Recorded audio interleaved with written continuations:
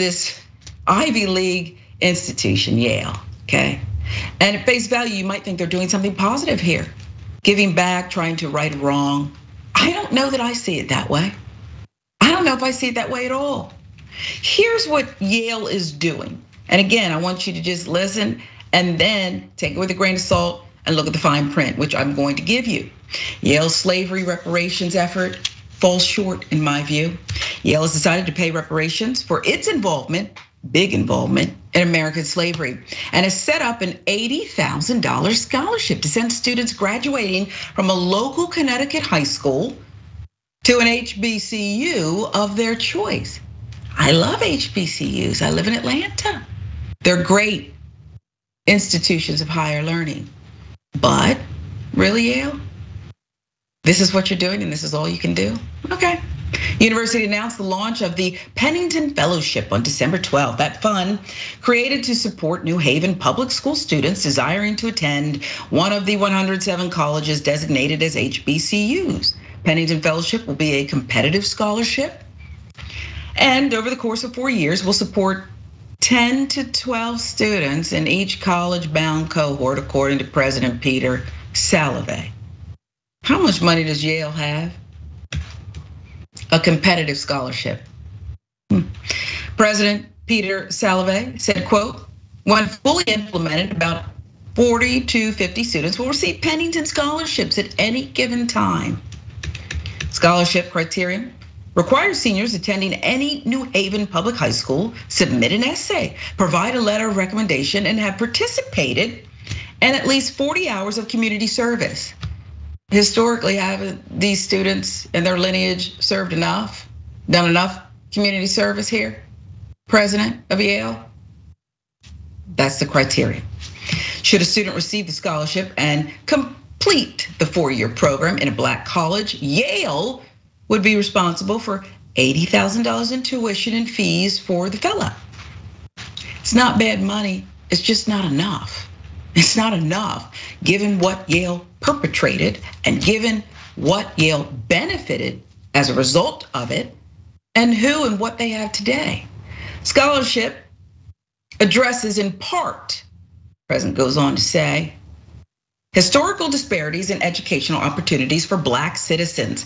It will be funded by Yale, administered by the New Haven Promise program, which the university co-founded in 2010 to put the dream of a college education within reach for young people in our home city who otherwise could not afford it. That's from the school's website. The real motivation was to kind of cleanse ourselves, rid ourselves of what we did for so long and how we're connected and promoted slavery.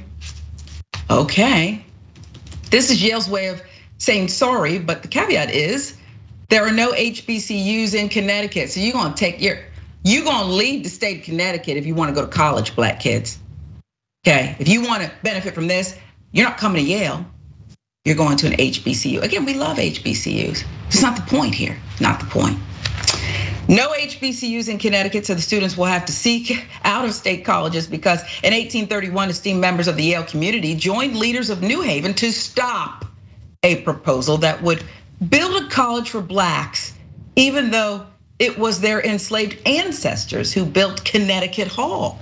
That's on the left, there's a beautiful building, quality work, free labor, did that. It's excellent craftsmanship.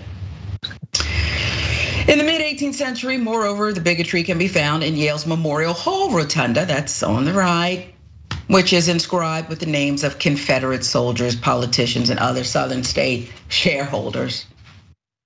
The worst of the worst, lowest of the low. Okay, I guess. Meanwhile, on December 19th, okay, so that's Yale. Let me get you to comment on Yale before I move on to some other players peddling historical racism and trying to cleanse themselves of it. Jeff, what do you make of Yale's effort here? Am I being too hard? Should we just be happy with what I call scraps? No, you have standards and you would like them to be set a certain way and then met a certain way.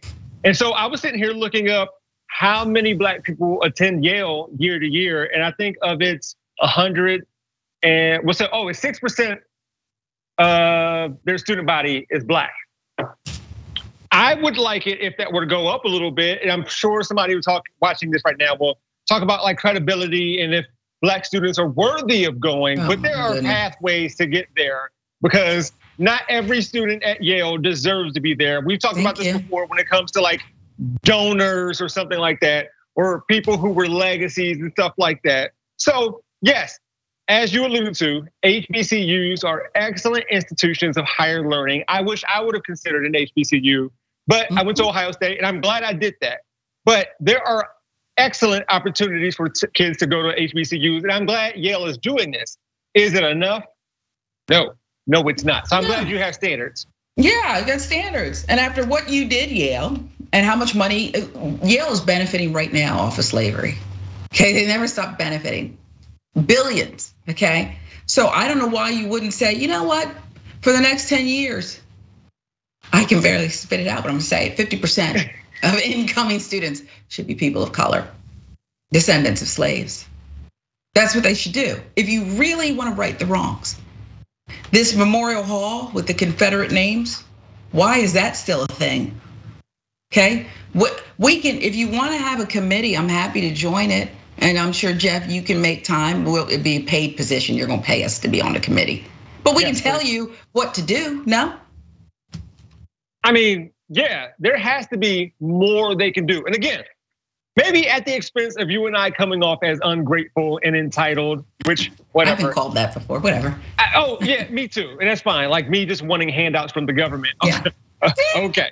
Yeah, we know who gets handouts from the government, but that includes a lot of the students, which is 12,000 by the way, being able to attend Yale. It was a lot of these students, it's because it was handed to them. So there's no reason why we can't give some of this to Black students as well. So again, let's just acknowledge this. Excellent, $80,000 is nothing to sneeze at. I'm glad they got it. They deserve it. And hopefully they use that money wisely when they attend to any amount of HBCUs. We have two here in Ohio, but no, more could definitely been done. Yeah, you fall short, Mr. President, and don't talk to me about what this does and right and wrongs. It's still all wrong, okay? Some people didn't even want to give money, so they didn't. They just said, sorry, okay? And we're talking about December 19th, the Dutch Prime Minister, Mark Rutte of the Netherlands, gave a 20-minute apology for the government's role as a lead player in the transatlantic slave trade. Okay, 20 minutes he stood there and he apologized after all this time. Activist Beryl Beekman, chair of the Netherlands Platform for Slavery Past and Black Dutch Woman, asked the prime minister, why the rush? In the past, Rutte believed an apology would hurt society by exposing its slave history. And I'm gonna pause and give you time to comment on that. Again, let's set the stage here. The prime minister had resisted this for years and said, we don't want to apologize because what it's really gonna do is it's gonna hurt people in our community, our greater society, Jeff. Because it exposes a slave history and we don't want to talk about that. How is apologizing hurting society? Why the rush? Yeah, but we if we have more time, we need to talk about King Leopold, who killed a lot of Africans in his time. But apparently apologies hurt society. Well, they do. And as you know, sometimes when you harm a woman is not related to anything near what went on in the Netherlands and their role in slavery. But when you hurt a woman, there gets to be a point where you say, I don't even want your apology. I just want you out of here, okay?